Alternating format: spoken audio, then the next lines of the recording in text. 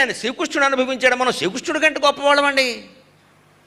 ఏదైనా ఎవరైనా జాతకం చెప్పేవాళ్ళు అనుభవించాలని కానీ ఎలా మార్చేద్దామండి ఆయన ఏమంటాడు వెంటనే, శతరుద్ర సహిత, సహస్ర చండీ సహిత, లక్ష గణపతి సహిత, చిత్తశుద్ధి రహిత యాగం. అన్నీ సహితమే, చిత్తశుద్ధి ఒకటే రహితం. చేసేయి ఖర్చు పెట్టే 2 కోట్లు. ఇప్పుడు ఈ 2 కోట్ల కారణంగా అనవసరంగా అప్పయింది.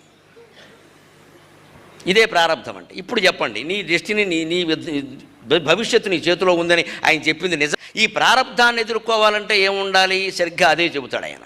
టేక్ ది రెస్పాన్సిబిలిటీ అంటూ యువర్ షోల్డర్స్. అప్పుడప్పుడు మనస్సు బలహీన పడినప్పుడు మనకు ఎలా ఉంటుందంటే, బాధ్యతలు భరించాలంటే భయంగా ఉంటుందండి. ఎవరో ఒకరి మీదకి, ఒరే నువ్వు చూసుకోరా, ఈ వయసులో నాకు సాధ్యం కాదురా, నువ్వు చూసుకో అంటే, ఈ వయస్సు అలా అట్టి పెట్టండి, తండ్రికి సాధ్యం కాదు కొడుకు అవుతుందా? వంకపెట్టు. వయస్సు అంటే పోనీ 80 ఏళ్ళు ఉంటాయి అనుకోవచ్చు. 60 ఏళ్ళు ఉన్నప్పుడు ఈ వయస్సులో నాకు సాధ్యం కాదని 20 ఏళ్ళ కొడుకు అప్పగించడం ఉందే, అది